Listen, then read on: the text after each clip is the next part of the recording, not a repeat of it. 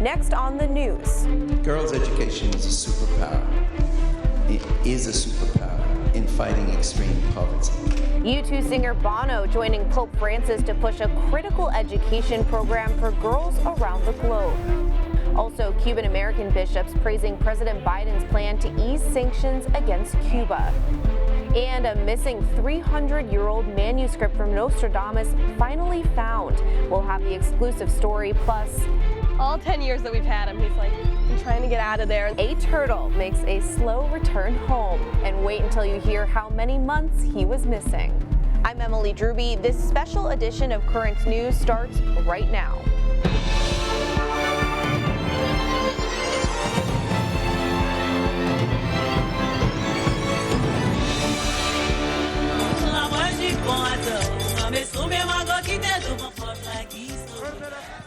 Singing and dancing in Rome as Bono teams up with the Pope to launch a program that makes a difference in girls' education. During the event, Bono calling female education a superpower to fight extreme poverty. The comment leading to an exciting and important conversation between the rock legend and Pope Francis. I would like to ask His Holiness if he thinks that women and girls play the same powerful role in tackling climate crisis. An important question from a rock legend. Pope Francis coming back with a powerful response. Hay una frase común. Solemos hablar de la madre tierra, no del padre tierra.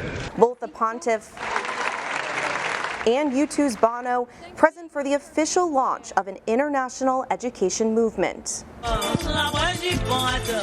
The Pope inaugurating the Scholas Occurrentes International Education Movement, a project with ties leading all the way back to the pontiff's time as Archbishop of Buenos Aires. The Scholas Occurrentes organization supports poor and underserved communities around the world through education. The event brought students from all over participating in the Laudato Si school to develop social and ecological projects in their home communities. Some of them showed off their innovative projects like this water filter, which works without electricity. And it must work well. Even the Pope was inspired to take a sip. Oh my God.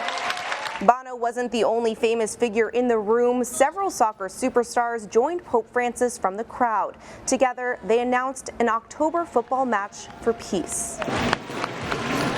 And if you're wondering why Bono was there, he's the co-founder of ONE, an anti-poverty organization placing a strong emphasis on the importance of providing women all over with access to education. A ruling on the lifting of Title 42 was expected to possibly come down on Friday. The Trump-era public health rule at the U.S.-Mexican border expires on Monday, May 23rd. It allowed for the quick expulsion of migrants because of concerns over the spread of COVID-19. Border Patrol has increased the number of officers on site. The Department of Homeland Security says it's expecting a wave of migrants seeking asylum once the rule is dropped. Cuban American bishops backing President Biden's decision to ease sanctions on Cuba. Earlier this week, the administration said it was lifting Trump-era restrictions on the island nation. Some policies of the Obama administration are being brought back, including the expansion of commercial and charter flights beyond Havana. Auxiliary Bishop Emeritus of Brooklyn, Octavio Cisneros, spoke out about the move, telling Crux, "I believe that this would be of great need for the people because the people of Cuba right now are suffering quite a bit." The first funeral was held on Friday for one of the victims in the Buffalo supermarket rampage. Family and friends gathered for a private service for Hayward Patterson. The beloved deacon was one of 10 people killed in last weekend's mass shooting at a Tops supermarket. Many in the community know more than one victim from the attack. Like a nightmare, you hope you're going to wake up. And it's not true. They were kind people. They were loving people. 18-year-old Peyton Gendron is charged with first-degree murder in connection with the racially motivated shooting. Police say 11 of the 13 people he shot that day were black. The bishop of the Diocese of Buffalo joined mourners outside the store where the shooting happened. On Tuesday, Bishop Michael Fisher placed flowers and left a handwritten note remembering, quote, the souls of our brothers and sisters lost to the acts of violence and racism. Diocese officials say the bishop's visit was meant to offer a prayerful, peaceful way of being present with others who gathered at the site.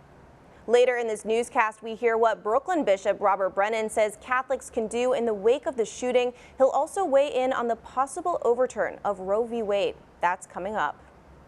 As part of her response to the supermarket rampage in Buffalo, Governor Kathy Hochul announced plans to strengthen the state's gun laws.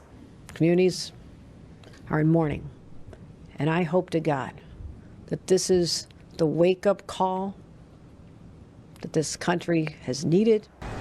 The governor's new push would enforce New York's red flag laws requiring state police to confiscate weapons from potentially dangerous people. She is also proposing a bill that would require the bullets of semi-automatic guns made or sold in New York to be microstamped. That effort could help police track and investigate shootings. And that's not all. The governor has also directed the state attorney general to investigate social media platforms. This after authorities say the supermarket gunman live streamed the shooting online. With so many families struggling to find baby formula, President Biden is now taking action to ease the nationwide shortage. On Wednesday, the White House invoked the Defense Production Act to prioritize key ingredients for formula production and compel suppliers to provide the necessary resources. In addition to invoking the 1950 law, Biden also launched a program that will use military planes to airlift formula from Europe. And I've directed my team to do everything possible to ensure there's enough safe baby formula and that it's quickly reaching families that need it the most. This is one of my top priorities, and I'll continue to keep you updated on our progress. The Biden administration also says it's working directly with infant formula manufacturers and retailers to provide logistical support. But for many, the support is coming a little too late, and mothers across the country are looking for alternatives to feed their children. As Elizabeth Cohen reports, some parents are even turning to other moms for help. Like many parents, Heather Nicholas is terrified, searching and searching near her home in Wesley Chapel, Florida, for baby formula for her 5-month-old son, Roman. I don't have the formula that I need, so your mind doesn't stop thinking about it, especially at night. I hate to say, I've lost a lot of sleep. Desperate, Heather turned to social media. I had other local breastfeeding mothers who came to me and they were like, listen, there's these groups. And in one of those groups, someone not too far away saw her plea. I have so much of a supply that I have a deep freezer that is absolutely full of milk. Callie Ayers, mom to 5-month-old Elizabeth, has pumped so much extra milk that she wants to give it away to other moms. I'm going to try not to cry right now. You can cry. I'm super emotional this week. Oh, can I give you a hug? Yes, you can. I was in your shoes when my baby was first born. Heather and Callie aren't the only ones doing this. Facebook, full of parents sharing breast milk with one another. But the American Academy of Pediatrics doesn't recommend this kind of unregulated sharing, its spokesperson saying the quality and safety of the milk cannot be assured. Heather says she feels comfortable with Callie and was relieved to give Roman his first bottle of Callie's milk. If I can't find a donor per se for milk for him, then what's my next option? That was Elizabeth Cohen reporting. Now, all this as Oklahoma is set to have the strictest abortion law in the nation after the state's legislature gave it final approval on Thursday. The bill bans abortion in the state from the moment of conception, and it subjects abortion providers or anyone who aids or abets the procedure to civil suits from private individuals. It will now move to the desk of Governor Kevin Stitt. Thanks to an emergency clause inside the bill, it will go into effect immediately when it's signed by the governor. Meanwhile, pro-abortion leaders are praising a New York protest that shut down the Brooklyn Bridge. The estimated 10,000 marchers who crossed the bridge in support of abortion rights were part of one of the largest demonstrations happening around the country. They were demanding the Supreme Court not reverse Roe v. Wade after a document was leaked showing the justices in support of it being overturned. Planned Parenthood, which took part in the massive demonstration, hailed the march. Vice President of Communications and Marketing for the group, Jacqueline Marrero, posting this online. "I am so incredibly proud to be a part of a team that literally shut down the Brooklyn Bridge in a powerful display of support for reproductive justice. Abortion bans are racist, transphobic, xenophobic, and unconstitutional. We all love someone who has had an abortion. Abortion is health care." There's a lot more news headed your way. Congratulations are definitely in order. Brooklyn Bishop Robert Brennan offers words of wisdom to the graduates at St. Francis College. And a Currents News exclusive, a lost 300-year-old manuscript from Nostradamus has now been located. Next, how the discovery was made.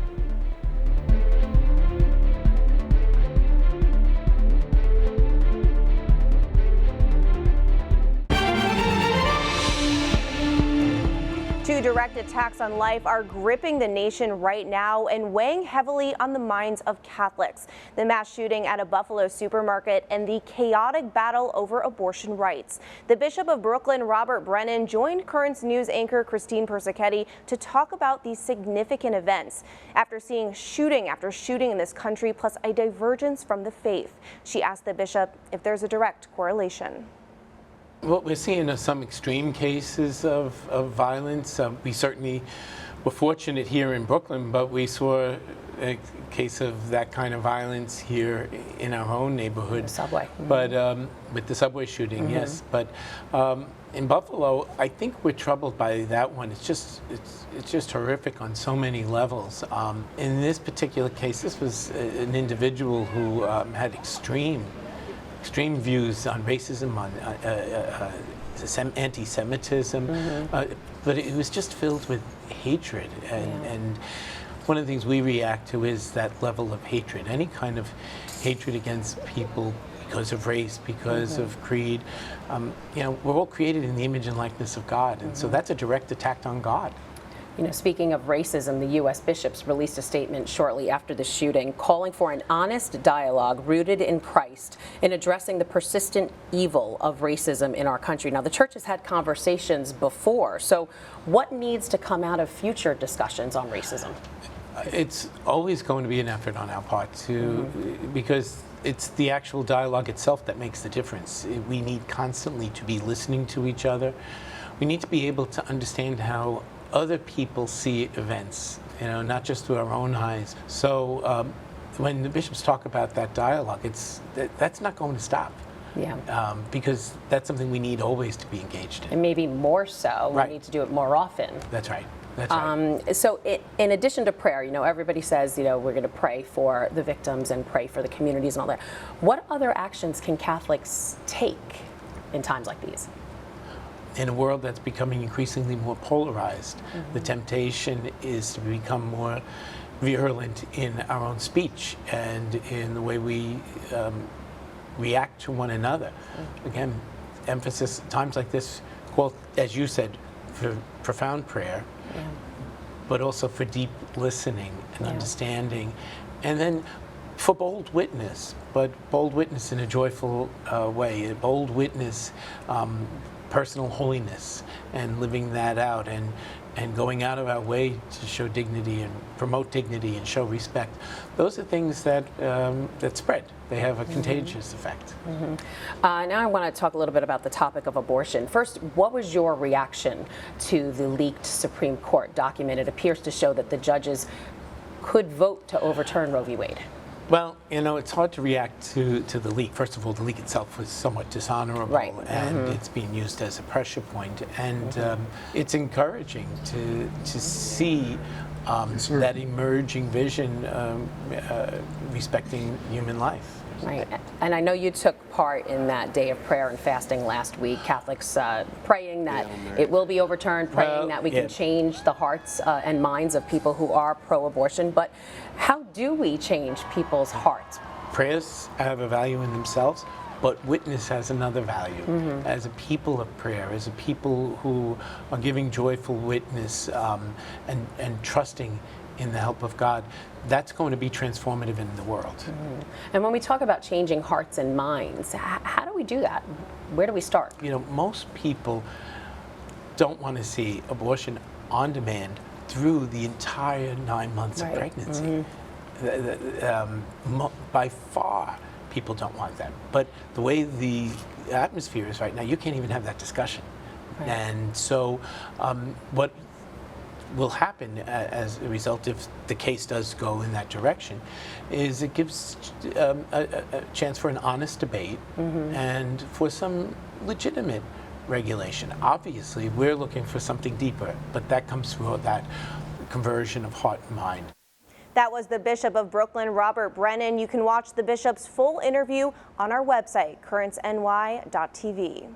Bishop Brennan also joined the other 7 bishops of New York in sending a message of support to pregnant mothers. And you can read all about it in this week's tablet newspaper. The statement, titled "Towards a Pro-Life Future in the Empire State," assesses the current pro-life situation in New York.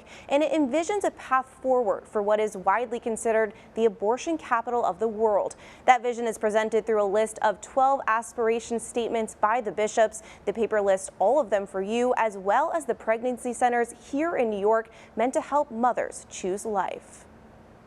Again, you can find all of that in this week's paper. Just head to your local church to pick up a copy. If you want to get future editions delivered right to your mailbox, just go to thetablet.org and subscribe. Bishop Brennan also giving some words of wisdom to the latest graduating class at St. Francis College on Wednesday. Good evening and congratulations, one and all, in the class of 2022. The bishop joined the students for Mass at the Cathedral Basilica of St. James. Bishop Brennan wished them the best of luck as they prepare for a brand new chapter in their lives. Confident that this quest for knowledge that you've begun here will be part of your life all the way through. And my prayer is that you'll encounter Christ, that you've encountered him along the way here, and that you'll encounter him over and over again. God bless you tonight and every step in the adventure of life. Around 500 students took part in commencement exercises on Thursday afternoon. So again, congratulations to the class of 2022 at St. Francis College. You can watch that Mass in full right here on NET. Just tune in Saturday, May 21st at 10:30 a.m. Again, that'll be right here on NET TV. St. Pio never visited the U.S. during his time on Earth, but now his relics will be on display at the nation's largest Catholic church. The 20th century Italian priest, often referred to as Padre Pio, is known for interceding with God on behalf of the sick and suffering. He's also well known for having the stigmata, or Christ-like wounds, that he had on his hands, feet, and side. His relics will be available for veneration at the National Shrine of the Immaculate Conception from May 21st to the 22nd. Now to a story you'll only see on Currents News. It was an artifact thought to be lost to time. The 300-year-old manuscript written by famed astrologer Michel de Nostradamus has finally been found. Currents News' Justin McClellan reports on the mystery of the ancient tome's disappearance and its recovery. In Rome, 100 years might not feel like a lot, but for the Barnabite fathers, that's how long they spent searching for this book, a nearly 500-year-old manuscript of the French astrologer Michel de Nostradamus, better known as Nostradamus, which disappeared from these archives in 1895. From the rise of Hitler to the attacks on the World Trade Center, this book could be said to have predicted it all. Originally written in 1555, the prophecies of a man named Nostradamus catapulted the medieval French astrologer to worldwide fame. And this manuscript, dating back to as early as the mid-16th century, is one of its earliest versions still in existence. To understand from a textual, paleological, and even psychological point of view, Nostradamus' manuscripts could really be important for scholars specialized in that time period. The manuscript was likely brought to this library by a priest who came to study in Rome hundreds of years ago. As a result, its home became the archives of the Barnabite Fathers. That is, until it disappeared from the library's archives in 1895. It was lost until only weeks ago, when Italian authorities returned it to its home after finding it listed on the website of a German auction house. The listed starting price, nearly $13,000. They said the book could have easily sold for more than $50,000. It's a patrimony. How it got there remains a mystery, but the Barnabite Historical Center isn't planning on letting it out of its collection anytime soon. finirebbe chissà dove. Who knows where it would have ended up, because it doesn't always go to museums, but private individuals. Well, the manuscript is being kept under close watch here at the archives of the Barnabite Fathers after surviving a journey that not even Nostradamus himself could have predicted. In Rome, Justin McClellan, Currents News. Still to come on Currents News, it was definitely not a fast getaway. A family's turtle missing for months is finally back home. Next, how it all worked out for a happy ending. Do you have a story idea or want to share a tip? Email us at newstips@desalesmedia.org or call our 24-hour number, 718-517-3122. We'll be right back.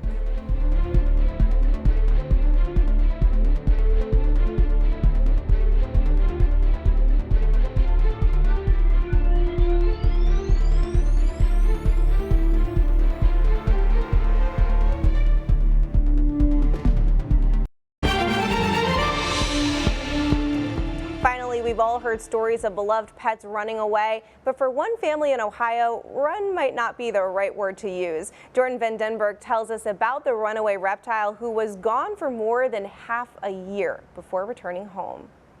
Meet Tiny Tim. If nothing else, know this. He has places to go and things to see. He's not yet a teenager, but a rebellious reptile. He's a little traveler. He loves going everywhere. All the same. There's always somewhere else he's got to be. Vanessa Baker met Tiny Tim on her 4th birthday, and together they've celebrated every birthday since. Well, now he's the size of my 15-year-old hand, so. It didn't take Tiny Tim long to become a member of the family. Most people that know me know I have a tortoise. Despite doing everything he could to walk away from them. All 10 years that we've had him, he's like, I'm trying to get out of there. One day last fall, after years of planning and plotting, Tiny Tim made his move. Who loses a turtle? There was a pint-sized hole in his outdoor enclosure. This was his moment. This was his shell shank. With a lost dog, there's kind of a protocol with that. With a lost tortoise, it's all about who lives near us. The family posted to Facebook and posted his mugshot on flyers. This was out all over the neighborhood. Weeks went by, then months. Winter came, winter left, and Tiny Tim was 3 shells to the wind. Didn't hear anybody seeing him or anything, so it's kind of lost hope for sure. We didn't think we'd find him really, because it was winter and snow and everything. Snow eventually gave way to spring, and 223 days after his great escape, the 4-legged fugitive passed by the home of Clayton Johnson. It was moving pretty fast for a tortoise. Clayton isn't just any 12-year-old. The future herpetologist, I'm a reptile enthusiast, knew without a doubt that Tiny Tim belonged to someone. The Bakers were shell-shocked. Right when he posted it, within 5 minutes, several people are calling us. Somehow he made it across there, and then he ended up by the school over there. In 7 months, Tiny Tim made it about a mile, played Frogger in traffic, and was looking for love in all the wrong places. It was just really heartwarming. I've never really had an experience like this, so it was really nice to get him back to where it belongs. The Bakers are beyond grateful for Clayton's keen eye, and now know they can't let Tiny Tim out of their sights again. And he'll try to scratch your hands. Russian tortoises can live up to 50 years, giving Tiny Tim plenty of time to try again. He's always going places. That was Jordan Van Denberg reporting. The Bakers say Tiny Tim was unscathed and healthy when he came back, and they were able to identify him thanks to a distinct scar on his shell. And that is Currents News. I'm Emily Drewby. Thank you for joining us, because we are putting your faith in the news. Hope to see you again next time.